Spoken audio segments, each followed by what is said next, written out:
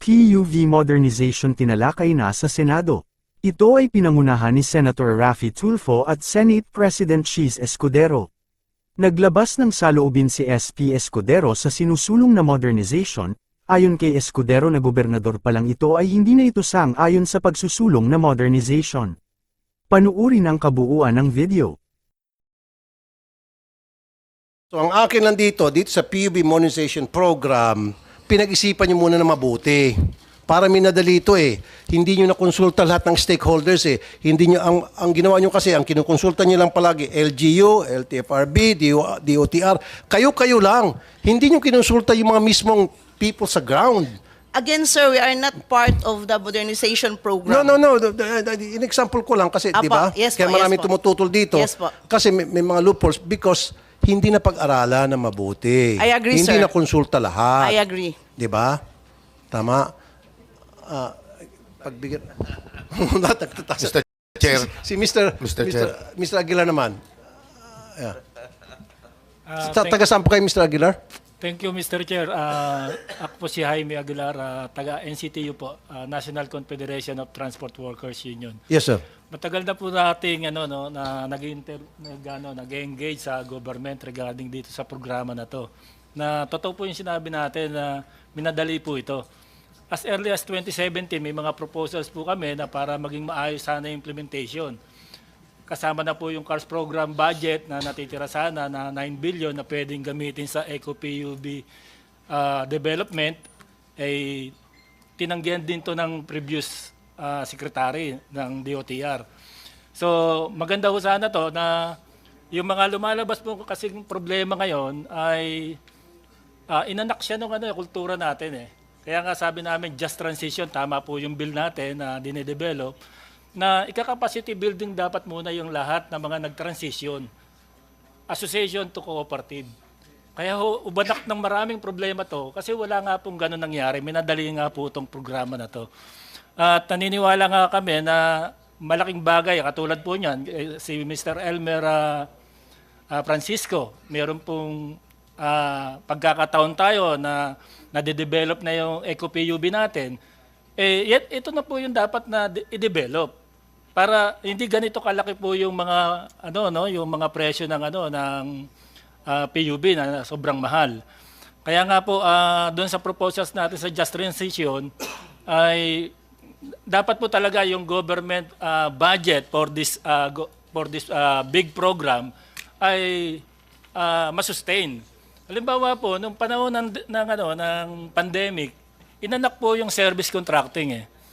No, nang una, akala natin ito ay parang pandemic response lang. Pero nakita natin yung papel nito sa PUB modernization. Na kung saan, yung binabanggit nga po natin, yung ibang mga ruta na nag-modernize, hindi kumikita. Pero sa pamamagitan ng service contracting kasi, nasa-subsidize sila eh. No? At marami po kaming kooperatiba na nasa miyembro po natin, nakasurvive po sir eh. Sir, may sinasabi sa akin si Senator Cheese Escudero. Mas maganda ikaw na magsabi, Senator. Thank you, Chairman SP. Raffy. Una sa lahat, maganda umaga po sa inyo. Wini-welcome namin yung mga ating kaibigan galing sa Manibela na nagbababasa ng ulan sa labas at nagrarally. Kung hindi lang po maliit ito, in-accommodate namin kayong lahat dito sa aming tanggapan. Pero natutuwa ako at naging bahagi kayo ng pagdinig ni Senator Tulfo. Mr. Chairman, matagal na akong tutol sa PUV modernization at hindi na natin kailangan magdebate. Hindi ito pinag-isipan, hindi ito pinaghandaan at hindi tinanong man lang o pinakinggan yung sektor mismo ng PUV bago ito pinatupad sa nakaraang administrasyon. Sa madalit salita, binraso lamang naman po ito eh. Noong ako'y gobernador, pinatupad to. Noong mga panahong yon, 2019 to 2022. Tinutulan ko po ito. Hindi ko pinapasok ang DOTR sa modernization nila sa aming lalawigan ng Sorsogon. At nung pinapuntahan ako ng USEC ng DOTR nung panahong yon na gobernador ako, ang tinuro ko ay yung panahong yon, Mayor Sara Duterte na anak ni Pangulong Duterte na nagsabi na hindi raw niya yung papayagan sa Davao. Sabi ko, kumbinsihin niyo muna yung anak bago kayo magpunta sa akin. Kasi kahit si then Mayor, now Vice President Sara, ay tutol po dito nung siya'y Mayor. Parang pagtutol ko nung gobernador ako. Huwag na natin ulit-ulitin. 2.5 million, yung pinakamura. Lahat ngayon, sira na. Puro gawang China at gawang Russia. Ba't hindi tinutukan at binigyan ng pansin yung mga gawang Pilipino mismo? Nakalikha pa ng trabaho at hindi pa nabura yung kultura, tradisyon at kasaysayan na nasa likod ng ating PUV. Yung mga kwadradong parang minibus na binibenta ng DOTR sa nagdaang administrasyon, hanggang ngayon, sa totoo lang, walang kaamor-amor sa akin eh. At sa totoo lang din, kasaysayan din namin, ginamit ng kooperatiba, Mr. Chairman, gumastos ng humigit kumulang 300 milyon yung isang kooperatiba namin sa Sorsogon, sumugal. Sa mahigit kumulang 40 yata o 50 minibus na binili nila, mga 8 na lang ang tumatakbo ngayon. Pinagkahuyan na rin yung mga nasira. Kulang nga ng paghahanda.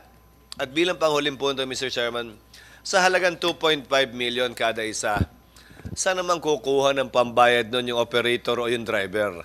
Kahit anong computation ang gawin ninyo para mabayaran yung buwan ng hulog sa isang PUV na 2.53 million ng halaga, kahit maganda ko ba yung driver, kulang po ang 24 na oras ng pamamasada para mabayaran yon na may kita pa rin yung operator at yung driver. Ang solusyon dito, Mr. Chairman, sa panig naman ng ating gobyerno, mulat mula ang solusyon naman dito, pinansyal eh. Paano nyo mabibigyan ng sapat na kakayahan ang PUV, driver at operator para mabili itong sinasabi nyong malinis, moderno, mas maayos at mas maganda? Hanggat hindi po sapat ang financing, kahit anong puwersa nyo na magkooperatiba yan, para lamang makabili ng mga sinusubo ninyong galing China at galing Russia, hindi po talaga uubre eh.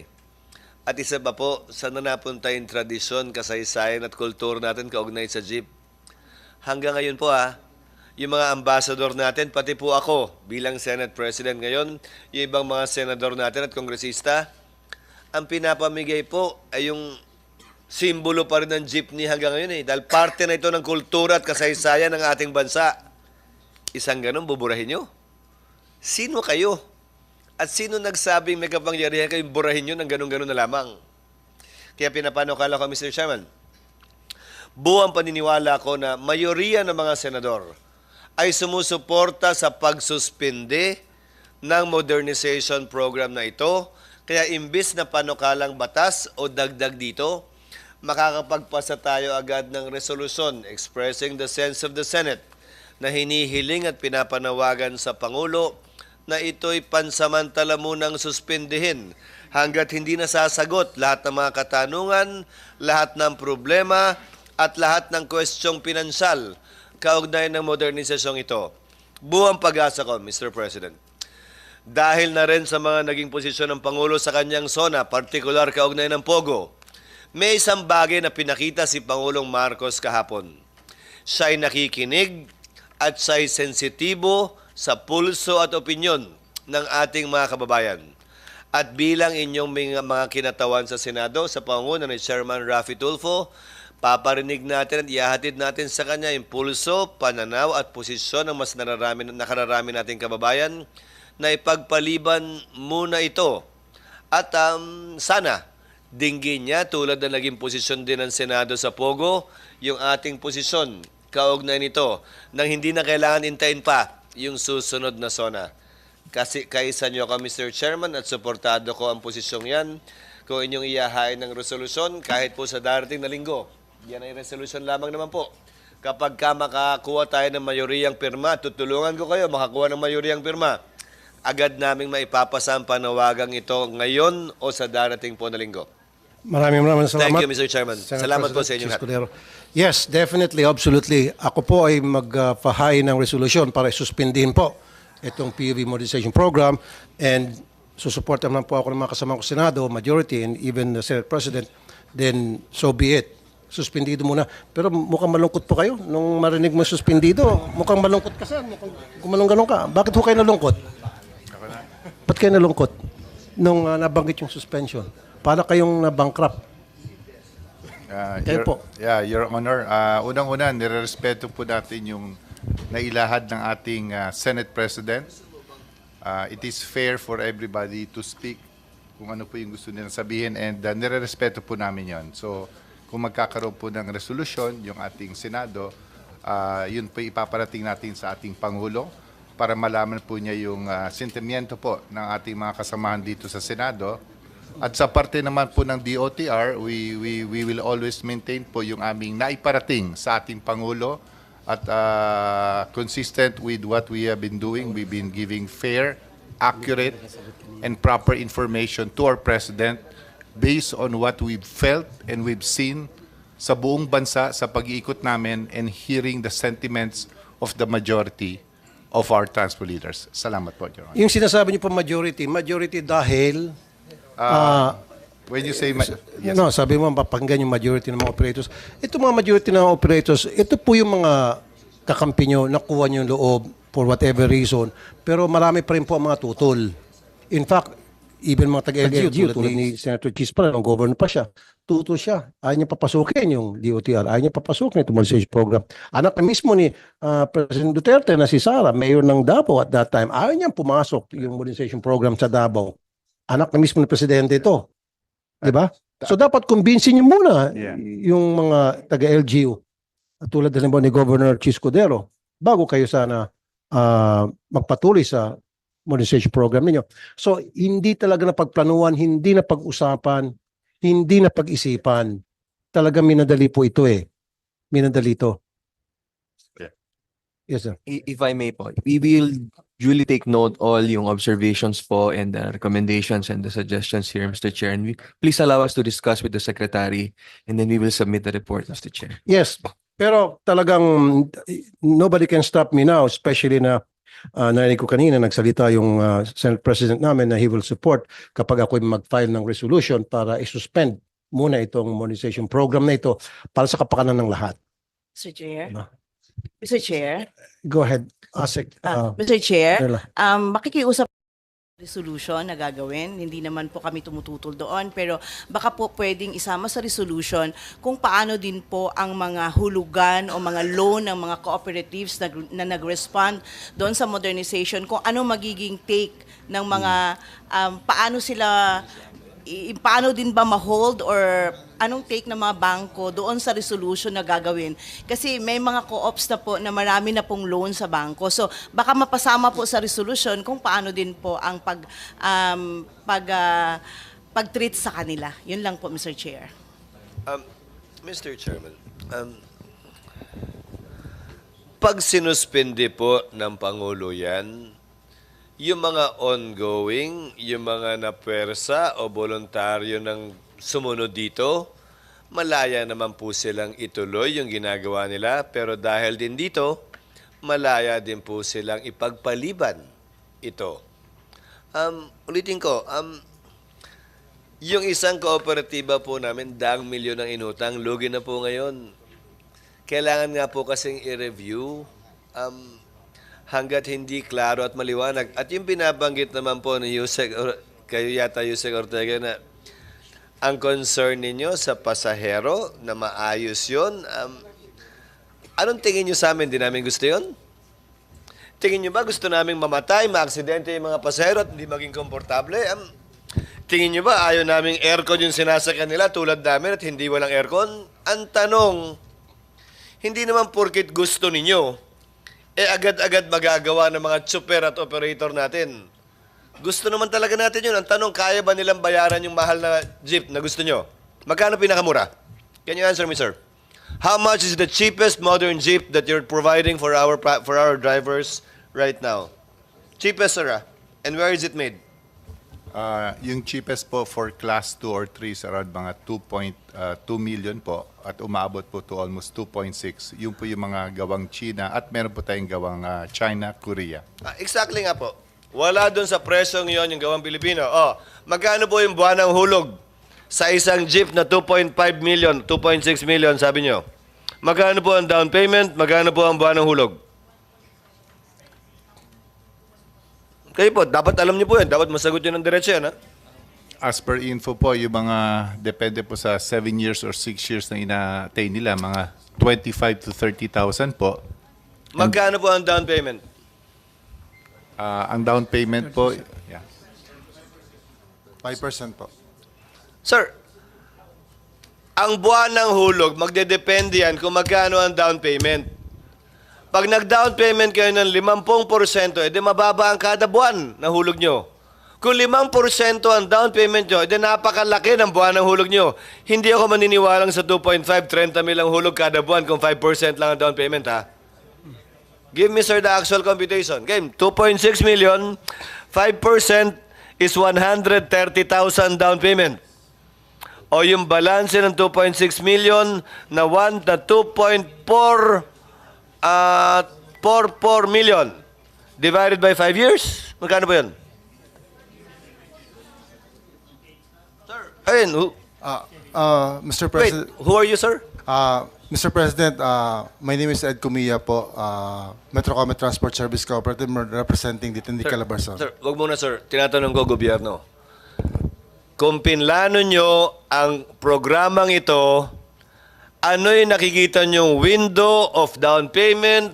Hindi naman po pwedeng negosasyon lang to sa party nila. Kayo po, ano yung programa ninyo ng financing na iaalok nyong abot kaya sa ating mga chopper at driver? Okay, bago niyo sagutin yan, I would like to recognize the presence of Senator Tolentino, our Majority Floor Leader. Senator Tolentino. Sir, what is the down payment and monthly in your program? Yeah. Huwag depende sa kanila, kayo naman. Dapat may chart kayo nito eh. Yes, sir. Please. Mr. Chair, may I be allowed to answer the query Go ahead. of the good Chairperson Senate Godis. President? Sir, before you answer, what is the role of LTFRB in the financing aspect of the PUV modernization? Kayo nagbibigay po ng prangkisa sa kanila. Alam ko yun. Yes, Mr. Kayo Chair. ginagamit para sakalin sila na kung hindi maporma yung kooperatiba, hindi kayo sumunod sa modernisasyon, hindi na namin kayo bibigyan ng prangkisa. Ano ho ang papel ninyo kaugnay ng financing? Mr. Chair, Yes, please. kami po ang nag-i-endorse ng equity subsidy na ibibigay ng gobyerno sa bawat jeep na mag-avail ng Narinig ko na rin yan. modernization, Magkano yung equity subsidy which is nyo? 280,000, Mr. Chair, per unit. Magkano po ang pondo ninyo para dyan? For now ho, ang pondo namin is 1.3 billion po ang Magkanong binigay. unit ang kaya nyong pondohan at bigyan ng equity share? Ilang unit po? Ikumpara nyo sa ilang libong jeepney na gusto nyong i-phase out lahat. Magkano po yung budget nyo para sa equity share? Yung sinasabi nyo mahigit 1 billion, i-divide nyo ng 200, magkano ka mo? 30,000, 80,000, o ilang unit po yun?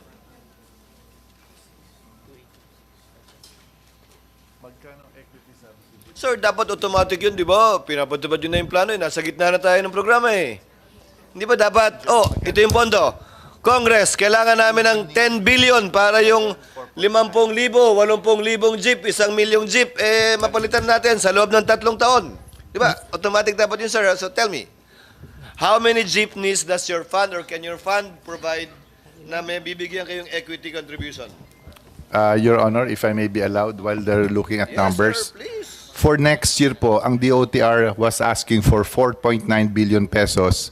This is an amount equivalent to staggered po yung ating i-modernize na almost 150,000 because the modernization of the vehicle po will end up to 2030 po. It's like 25, 26, 27. So mga 6 na taon po yon. So ang ginawa po namin hinihingi sa ating mga kaibigan sa Senado at Kongreso is the amount na in-stagger po or hinati po in 6 years yung 150,000. At saka po, yung dami po next year will not really be as equal sa 6 years, ngunit parami po yung requirement. Kaya po, palaki po yung hihingi namin. And with due respect po, your Senate President, sir. yung hiningi po namin is just enough na alam po namin na mag-modernize sa ating transportation sector. Thank you po. Then, sir, let me ask you this. 230, sir, 280 ang equity. Mas malaki pa. So, 280,000 times 150,000 kamo ang jeep, di ba? Tama. Tama po ba yung figure? Sabi niyo po, Yusek, 150,000 ang jeep. Sir, ang sabi niyo po kanina, 150,000 ang jeep, di ba? Yes, Mr. Chair. Times 280,000. So Yes. magkano na po ba ang pondo ninyong ina-allocate sa modernization para sa equity mula nung nagsimula itong ginagawa nyo? How many billion? You talked about 1.8 billion kanina. So, 3 may pondo ba bago nun? May pondo bang sumunod nun? Sa kabuuan po, magkano? 20. Sir, again, these figures should come automatic to you. The total amount of money you need to provide equity contribution for 150,000 jeepneys is 42 billion. So my question is, how much have you allocated since you wanted to phase them out and have been implementing this phase out? Nakakamagkano na po kayo, sir? As per info po, since 2018 po, umabot na po tayo ng 4 billion sa paghingi po from Congress for equity subsidy. Just to clarify lang po, with your sir. honor, Mr. Congressman. Ganito po yon. Kasi po, since nag-start po yung modernization sa previous administration, we noticed po yung pag-acquire po ng modern vehicle was not a big number kasi po there was one major concern ng transport sector. Lagi po na-extend yung deadline. So yung pagbili po ng ating mga transport sector or pagsuporta po ng certain banks, parang bitin po because they are not sure na matutuloy po to. Pero po nung naging firm po at nagkaroon po ng final decision ang ating gobyerno na April 30, this is what we felt and we saw. Nagkaroon po ng resurgence ng interest from financial institutions at yung ating mga transport sectors, sila po'y kumakatok na sa mga bangko for their modern vehicles. That's why yung pag-modernize na amount po before was not that high because it was a real number na konti lang po nag-avail. I think mga 7,000 lang po. But for the next years, we feel po na parami na po na parami. That's why we will be asking a certain amount. With the permission of the chairman. Kung bahagi ng programa ang equity donation contribution ng gobyerno, 280,000 is approximately 280,000 divided by magkano? 2.6 million. Di ba sabi nyo? That's about 10% down payment. Di ba? So, kung 150,000 na jeep yan, 42 billion ang kabuuang plano nyo, eh bakit hindi nyo isabay yung phase out? Depende sa pondo na meron kayong ia-alok sa mga magmamodernize. Hindi naman po pwede, sir. Deadline na to. Dapat gawin nyo na mas maraming gagawa nito nang wala naman kayong binibigay na equity contribution, hindi naman to unahan din. Now, if that's the amount you need, sir, 42 billion, stagger it for 6 years, as you said, until 2030. So, 40 billion divided by 6, kung ilang jeepney man yun, times 280,000, edi yun lang din po ang i-modernize na muna natin sa kada taon. Hindi yung sasabihin ninyo, deadline na yan para humabol na lahat. Meantime, bawal muna. Hindi naman yata makatarungan yun. Yan. Umani naman ito ng iba't ibang reaksyon mula sa ating mga netizens. Ayon kay @Freddy dapat tanggalin na ang jeep sobrang usok pag umarangkada, at ang upuan at sandalan ay masakit sa likod at puwet. Pag nakasakay ka wala sa ayos ang pagpreno halos mahihilo ka. Pahayag naman ni @user HX Sham. Maraming salamat po mga senador, ang gawang Pinoy ang tunay na pangmasa, jeepney para sa masa, upgrade lang lagyan ng aircon at pagandahin, mabuhay po kayo mga jeepney drivers at operators. At ito naman ang saloobin mula sa ating kababayan na si Pawon Singh. Good job, dapat ganyan talaga unahin ang kapakanan naming mga simpleng mamayan. Ginigipit at pinupuwersa, hirap na nga. Mga kababayan, feel free to comment below para maglabas ng saloobin sa balitang ito.